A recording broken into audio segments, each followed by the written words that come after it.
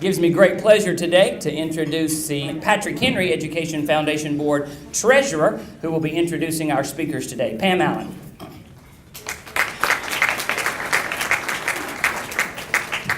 Thank you, Greg. Eddie Dillard. Eddie earned his associate degree in Administration of Justice from PH in 2005. He graduated from the Piedmont Regional Criminal Justice Academy in 2007 and earned a Bachelor of Science degree in Criminal Justice from Liberty University in 2012. He is employed as a state trooper with the Virginia State Police. He previously was employed as a police officer, SWAT officer, and school resource officer with the City of Martinsville Police Department. Eddie also served as a training instructor with the Piedmont Regional Criminal Justice Academy. He has served on the council board as an advocate for child welfare and participated in the Martinsville-Henry County Chamber of Commerce Leadership Development Program. He was a 2009 recipient of the Mothers Against Drunk Driving Award for DUI arrest. He is an active member of the Axton Volunteer Fire Department, Masonic Lodge 274, and serves many leadership roles with the Morning Star Holiness Church. Eddie conducts outdoor survival workshops with the state of Virginia and mentors Patrick Henry Community College emergency medical technician students. Eddie is also a distinguished alumni with Patrick Henry.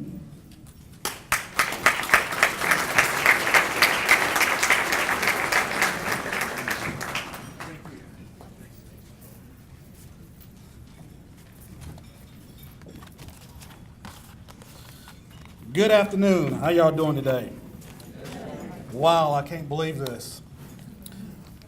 If you would have told me October the 20th, 2016, 12 years ago, I'll be speaking here at the 14th Annual Scholarship Luncheon, I wouldn't have believed you.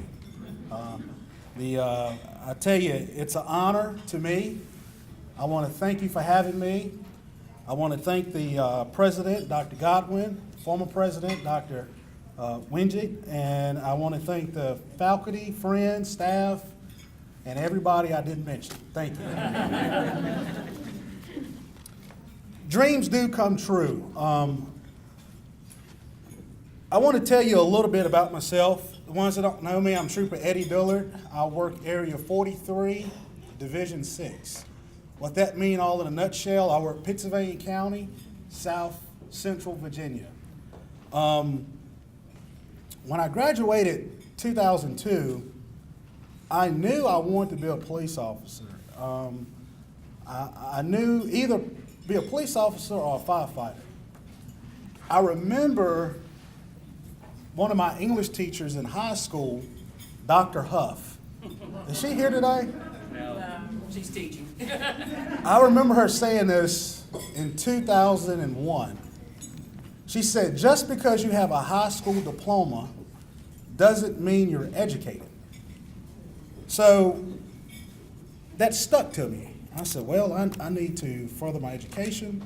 I know what I want to do. I want to be a police officer. So I enrolled into Patrick Henry Community College, 2002. And your first year, you take in general study courses.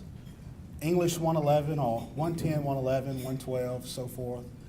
And I quite didn't understand, why do I have to write 2 or 3 essays a week? I didn't understand that. And I wasn't really good at writing papers. And I would sometimes not make the grade I thought I should have made, or I would have mistakes on my paper. So the college here set you up to succeed. There's no excuse for anyone attending the school not succeeding. And I remember going to tutors. Not only I went to tutors, if Miss Williams was teaching me, I would go to Miss Zollers to let her proofread my paper. I got a little smart. So I would do that. Miss Staples, same thing. I would go to a tutor. I would let my cousin David proofread my paper, and I tell you, he was hard on me the whole time I was here, buddy. I tell you, he kept me straight. And what I want to emphasize to the students, I knew I wanted to be a police officer, But I did not know how important it was as far as documentation of police work. Let me tell you, folks, when it comes, good police work is all about writing everything down, documentation. When you write it down as a police officer, you have the attorneys, the judges, the lawyers, so forth, looking at your paperwork. So it's imperative. And I'm so grateful that I wrote those 3 papers a week because I wasn't the smartest. It's so important to develop those skills to succeed in police work. And it has to be right. And I tell you, it was a blessing to me. When Martinsville hired me, and I'm gonna tell you, until this morning I didn't understand this. Well, I wasn't aware. I graduated high school 2002, started my career 2006. Let me tell you something. I couldn't have done that if it wasn't for this school. That was a blessing. That's pretty successful. I was 22 years old when I started my career. And I graduated high school, enrolled here in 2002, in my career 2006. Start testing around 2004, 2005. And I got hired 2006. It's a long process with the Martinsville Police Department. And I just want to share some things that I found out throughout my career, how the college helped me get where I am today. When Martinsville Police Department hired me, I'm sure everybody knows Mike Rogers, Chief Mike Rogers. He's a great man. He was also my mentor as well. I think highly of him. 6 months down the road, he came up to me in the hallway, and he said, Angela Williams, she's sitting right over there. Hey, how you doing? She said, Angela Williams sent me an email or called him thanking him for hiring me. She gave me, and I didn't realize she paid this much attention to me here at Patrick Henry Community College. She said he have a great attitude, he's a great student, he try hard, he work hard, and you know, I wasn't really good writing papers, but I passed. So I tell you, she helped me, you know, develop the skill, and I was just so thankful that the staff here remembered me and called the chief of police thanking him that he hired me. And I remember that. That was around 2006, 2007 when he told me. I'm pretty sure it was the end of 2006 because I started 2006. So today, I'm just so honored and grateful. I know I keep saying that because the college, you know, you can't fail. I tell people it's not a secret to success. The only thing you have to do is have a plan, work hard, and perseverance. That's the only thing you need. And my grandmother used to tell me all the time, hard work don't kill anybody. So when throughout my career at Martinsville, I knew I was either going to go to state police or Secret Service. So I was like, I really didn't want to. I talked to a Secret Service agent. He said, don't worry about having a family. You're going to be all over the country. You're never going to see your mom, your family. I love my family. So it's like, no, I don't want to do that. But I took the promotion test at Martinsville, and I knew where I was at based on my education. I had a associate's degree, and I knew I had to further my education, so I enrolled into Liberty University online. Criminal justice. I want to make a correction. I didn't complete my bachelor's degree because I started the state police. I am a senior at Liberty University, and I have 7 classes there to complete before I finish. But I took this class called Criminal Justice Research Writing. Folks, let me tell you, I had to write a 25 research paper. The first time I got a D.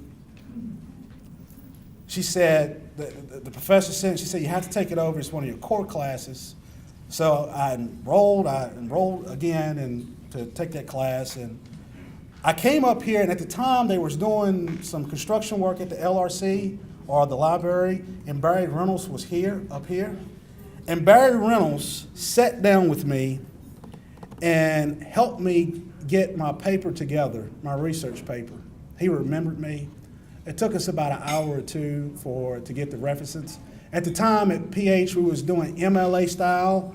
Liberty University was doing APA. And I thought I did a great job the first time. And Barry, he had the patience. He said, this is how your reference page should look like. He said, this is where your research, you can read this right here. And he took the time and sat down with me. And this was around 2010. That's when I wrote that paper, 2010, for Liberty University. And I tell you, the college set me up to succeed. And however, I'm a trooper. It is hard to be a cop these days. Unfortunately, society's changing a little bit. We're under a microscope. The media is on us. But you know what's gratifying to me, being a trooper, is that I never in my life, since I've been in police work for about 11 years now, had so many meals paid for. You know, people walking up to me, shaking my hand, Trooper Bill, thanks for what you're doing. And I was like, oh yeah. I mean, and I feel kind of bad. I was like, man, you didn't have to pay for the meal. I could have paid for it. And no, we got your tab. So it's gratifying to me. And so Danville, Virginia is I believe they're on their 13th homicide. So we have special assignments. So they bring in the state police, and I've been assigned down there to ride, Danville ride with me. And Danville have no pursuit policy. That means that they can't pursue people unless it's posing a felony threat, murder, it have to be something serious. When I rode down there in that blue and gray car, and I went into the worst of the worst neighborhoods, people start waving at me, and I waved back. And it let me know that they still respect the state police. You're supposed to respect all law enforcement, but it was gratifying to me that people know we out there doing a good job. So in conclusion, I want to thank you from the bottom of my heart. It's been an honor. I can sit up here for an hour and talk, but she only gave me 10 or 15 minutes. How long has it been to talk? And I want to thank you all from the bottom of my heart. Presidents, the faculty, Ms. Williams, I haven't forgot that. That was 2006. Chief Mike Rogers told me that. It meant so much to me.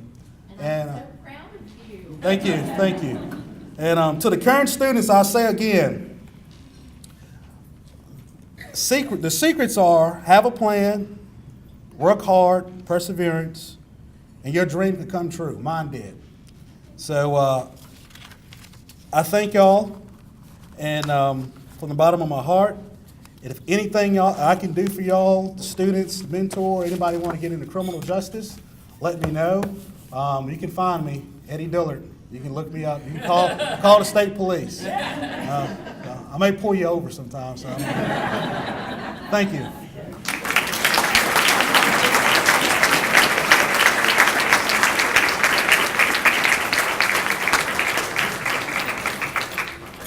Thank you, Eddie. Dr. Greg Hodges. He currently serves as the Vice President of Institutional and Advancement, Effectiveness, and Campus Life at Patrick Henry Community College in Martinsville.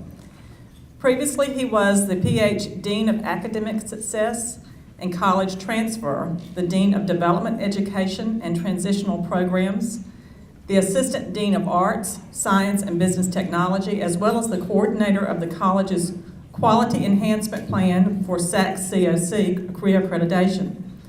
Greg began his career at PH as an adjunct and later full-time professor in the field of early childhood education, earning recognition in 2006 as a faculty member of the year for the institution. Prior to joining PH, Greg was an elementary school teacher for Martinsville City Schools. He holds degrees from the College of William & Mary Bachelor of Arts degree in Education in Theater and Speech, Bethany Theological Seminary with a Master's of Science degree in Biblical Studies, University of Phoenix with a Master of Arts degree in Educational Leadership and Supervision, and Trident University with a PhD in Educational Leadership and Administration for Higher Education. As director of PH's Southern Center for Active Learning Excellence, which is SCALE, Greg has traveled to more than 50 community colleges and trained over 1,000 faculty members throughout the country, facilitating workshops on cooperative learning, critical thinking, developmental education, and the National Student Success Agenda. He has served on the board of directors for multiple organizations, including his current tenure with the Boys and Girls Club of the Blue Ridge. Greg has also served as senior pastor of Stanleytown's Amazing Grace Baptist Church, one of the largest churches in Henry County. Greg?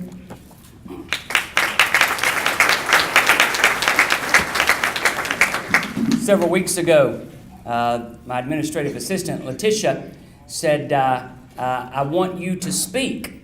And not only did she say, I want you to speak, she said, here's the speech I want you to give. She had heard a speech on Facebook that my wife had recorded and I had given elsewhere. And so she said, I want you to share that with our students and our donors. So like any good boss, I reminded her who was in charge, and I said, yes, ma'am. So I want to acknowledge the work that Letitia and Debbie have done in this Scholarship Luncheon, putting this together. Would you all both please stand? They don't like to be recognized, but they sure deserve it. And then I would be very remiss if I didn't share this. A few nights ago, my administrative assistant, Letitia, said, would your wife mind helping me decorate? And I said, be careful what you ask for, because she might work you to death, but she's done a banged-up job. So, Renee, I want you to stand and be recognized. What a privilege it is for me to be here with you all at the 2016 Scholarship Luncheon. I want to say to the donors, first of all, you all don't just give money, you give hope. You give hope for a better future, a better livelihood, and a better life. And students, your work, your dedication, and your desire to achieve that better life is why we as educators get out of the bed every morning. Simply put, students, your success is how we measure our success. If you'll give me just a few moments, I want to talk to you about that word success. And I want to tell you what I think it means. Because I think fewer words in the English language are as hard to define as that word success. Because what is successful in one person's eyes may appear to be a great failure to someone else. And what one individual sees as a disappointment may be looked at as a reason for celebration in another person's eyes. So to illustrate this, and if you'll indulge me, I want to share with you a little bit about my background. Everybody has a story, and if you'll indulge me for a few moments, I want to give you mine. A quick study of my immediate family shows that I was by no means college material. On one branch of my family tree is my father, who is the next to youngest of 21 children, who grew up on a farm in Axton. He quit school in the 9th grade to go to work to help support his brothers and sisters and all those countless nieces and nephews.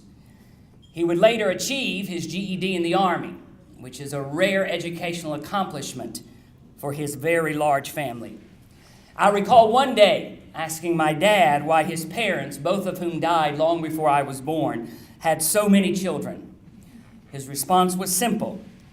It's just a way of living back then, son. He also said we didn't have much, and so we learned to be grateful for everything we had.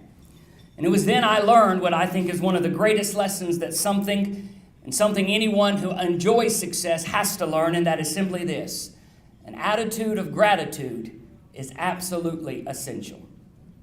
On the other side of my decidedly non-collegiate family tree is my mother. She grew up as the next to oldest of 8 children in the coal mines of West Virginia.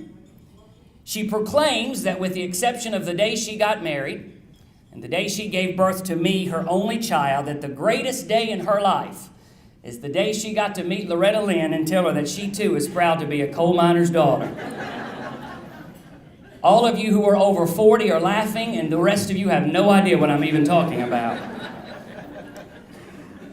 As the oldest daughter in her home, it fell on her shoulders to cook and to clean and to generally raise the younger children, while her dad worked double shifts at the coal mine and her mother worked at the diner on the other side of the mountain waiting tables.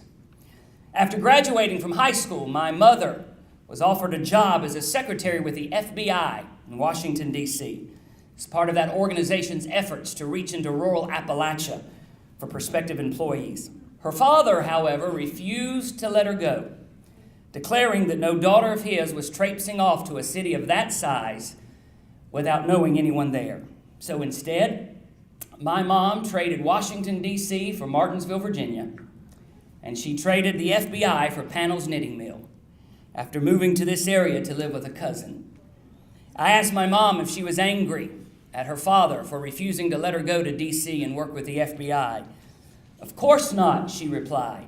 "Moving to Martinsville was one of the greatest things that ever happened to me. I met the love of my life there." Her response was an important lesson for me. And that is simply this, that major disappointments in our life usually have a way of working out for our benefit. With such a modest background, it probably comes as no surprise that college was never a priority in my early years.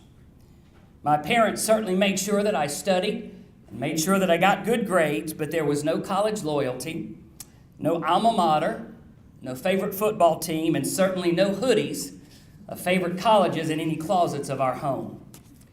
But things took a decidedly different direction in my life during the first 6 weeks of my high school, which was Drury Mason High School.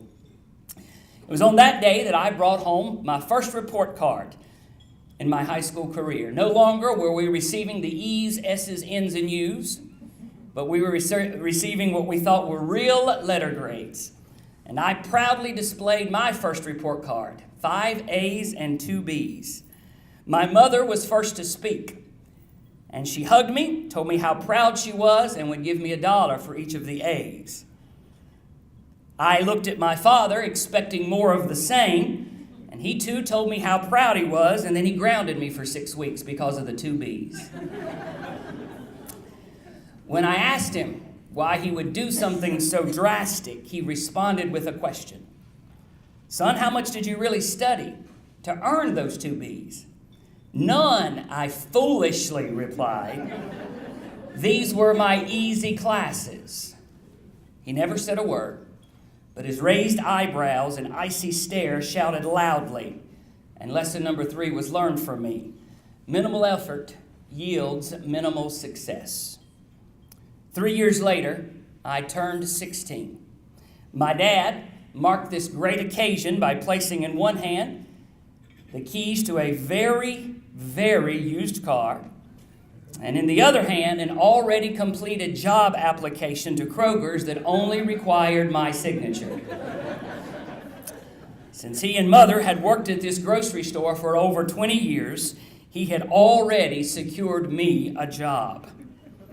Surely this meant that a maximum of 1 B per 6 weeks rule would be relaxed.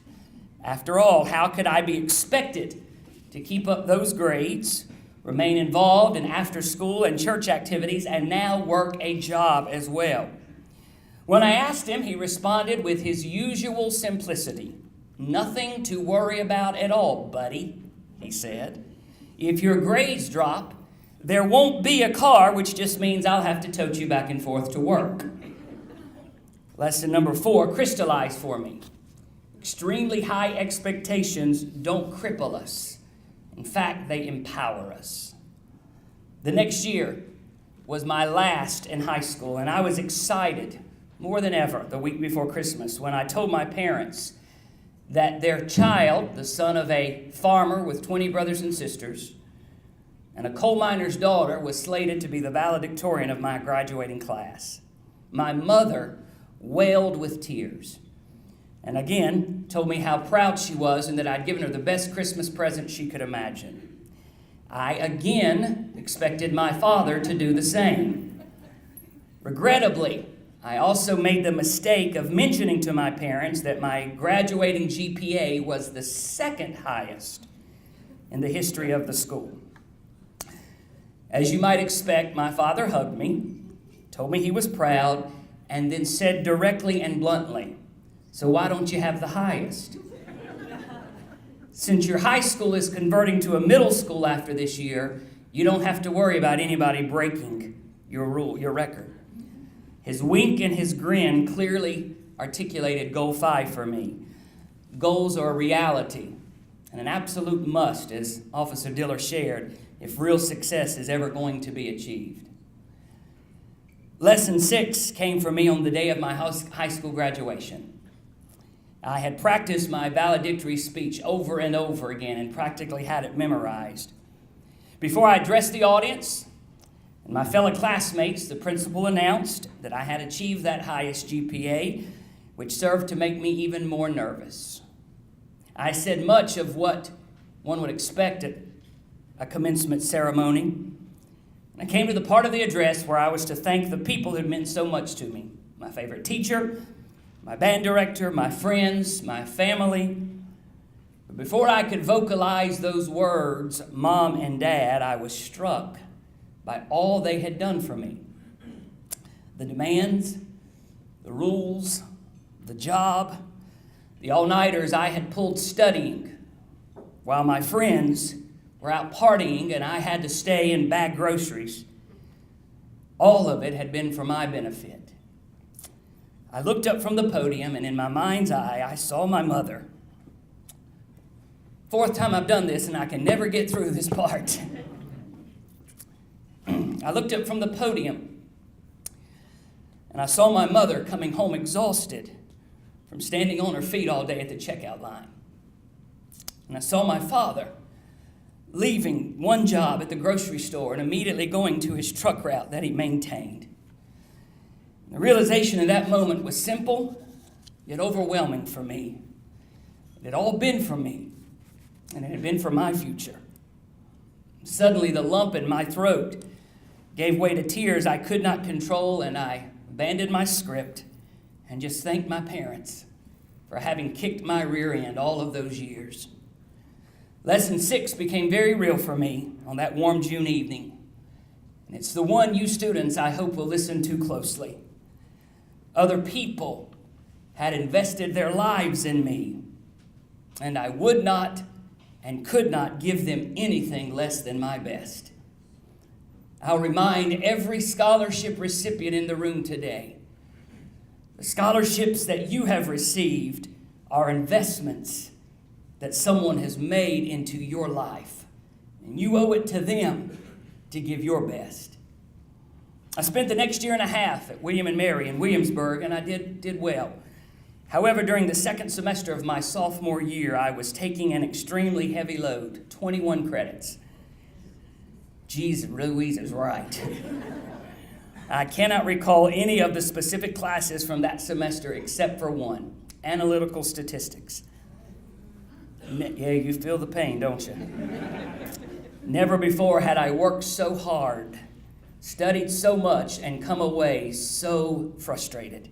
All the efforts spent studying, poring over textbooks, notes, study guides, it was all rewarded with a grade of a C-. Never mind the fact that I also got 6 A's that semester. The C- was for me a giant failure, an albatross hanging around my neck that screamed failure to me. I absolutely dreaded showing that grade to my parents, both of whom were well aware of the challenge I'd faced that semester. Pulling the report card from the envelope, I'll never forget the look on my dad's face. He smiled, nodded his head, and said, "Well done, son. I am so proud of you, and you should be proud of yourself." Stunned by his reaction, he taught me an extremely valuable lesson that January afternoon. Doing your absolute best is reason to be proud, even if the results are not what you'd hoped for.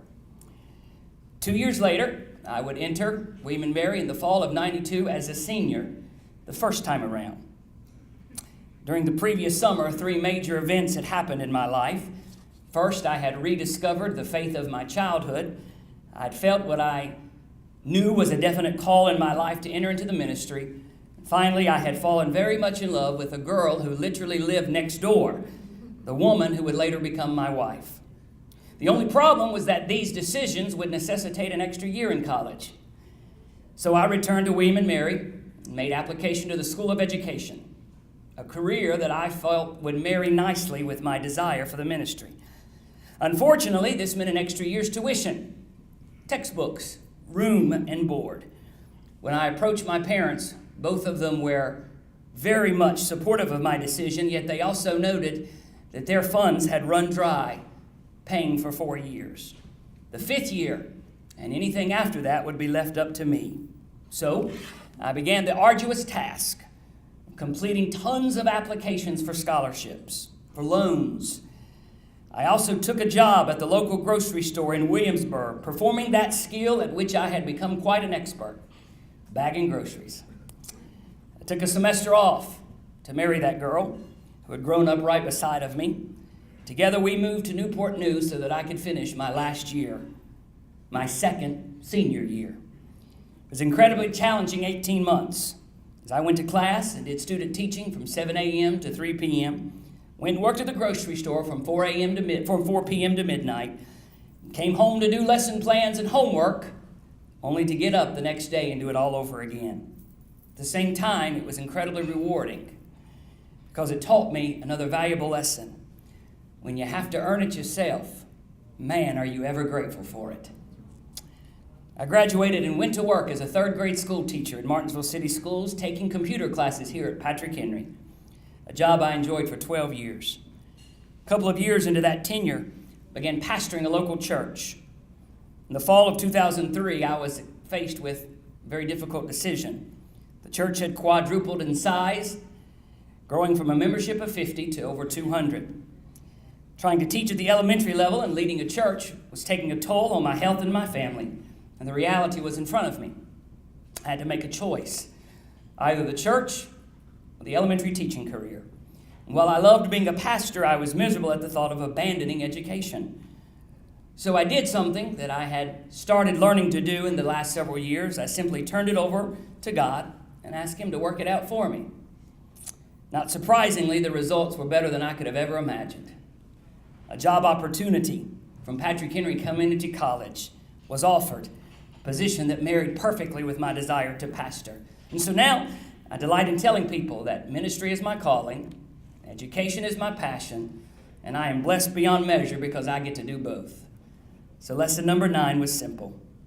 When you don't know what to do, turn it over to the one who's got the problem figured out before you even know it's there. Finally, we come to the fall of 2007. I had for many months been suffering from an extreme abdominal pain after eating and was eventually diagnosed with a rare pancreas disease, a genetic abnormality that was likened by my doctor to giving birth multiple times a day with no pain medication.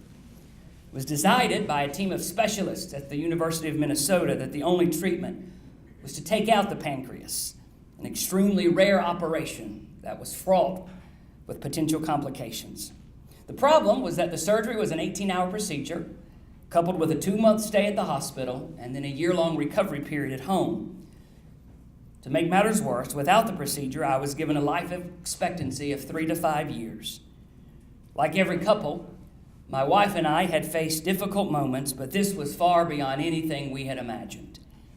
After many tears and much prayers, we made the decision that we would fight that disease, we would fight the diagnosis, and we would fight the death sentence. She became my advocate and my caregiver as I, the man, the valedictorian, the William & Mary graduate, the school teacher, the pastor, the family provider, the college professor, was rendered absolutely helpless by a life-threatening disease. But it was during these moments of great weakness that I really discovered strength. That strength did not come from education. It didn't come from intellect. It didn't come from my family or even my career. I found that I was strongest when I finally admitted just how weak I really was. A doctor's visit, coupled with a new scan of the pancreas, revealed, as my doctor said, a miracle was in the making. The surgery was canceled. My health began to improve, and within weeks of returning to work here at Patrick Henry, I was offered an administrative position. Final lesson is one that I continue to understand more and more each day. It's helped me for the last 6 years as I transitioned from assistant dean to dean and now to vice president. It's equipped me as I borrowed money to continue my education and attained 2 master's degrees and a PhD.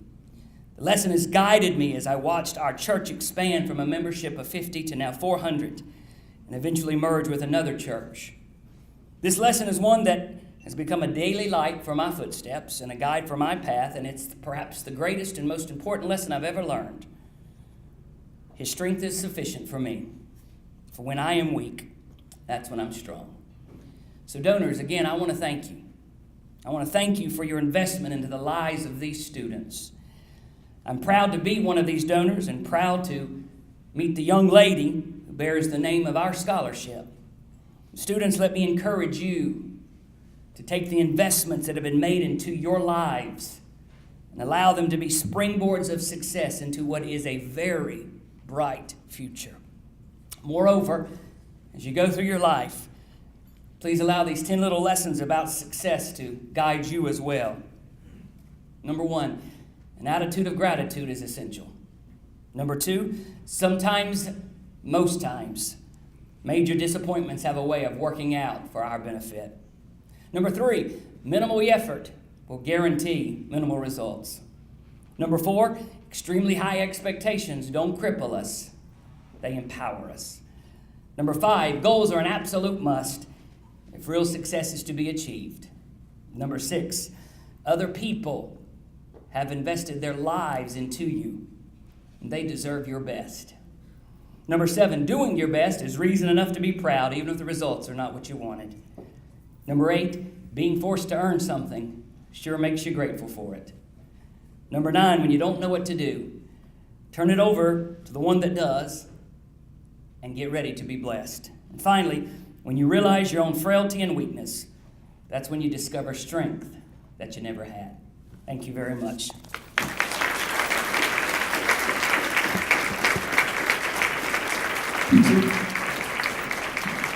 To conclude our luncheon today, it gives me pleasure to introduce again our president, Dr. Angela Godwin.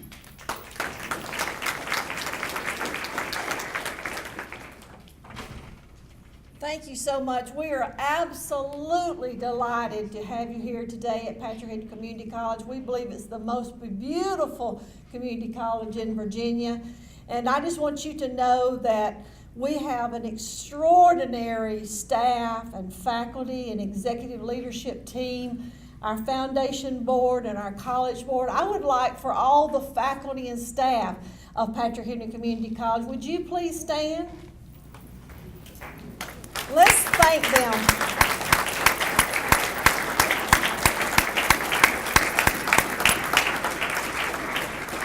One of the most extraordinary things about the Patriots here is that for you students, we really believe in you probably sometimes more than you believe in yourself. And you're absolutely the reason that we're here. And so we wish you all the success in the world. I have a little photograph on my chest of a woman that I never met.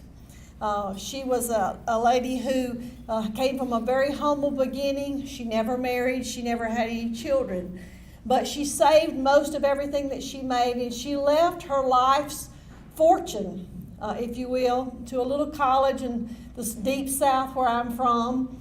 And I became her Scholar of the Year. She always wanted to be an English teacher, but she didn't get to go to school. So she saved her money so that she could endow a scholarship that somebody might get to be an English teacher. And that was me, because like Greg, neither one of my parents ever graduated high school, and it was a major deal. So as students, as you think about the person's name that bears your scholarship, those are special people, and there's a special place in my heart for her, even though I never met her, because she invested in me and never knew who I was. This is a wonderful day for us. We're so excited that you're here. We wish you for a great year, and all of our guests, thank you. You're always welcome at this college. Patrick Henry Community College is this community's college, and we're here for you. And we want you all to know and celebrate yourselves as patriots. So thank you very much for being here, and have a great day.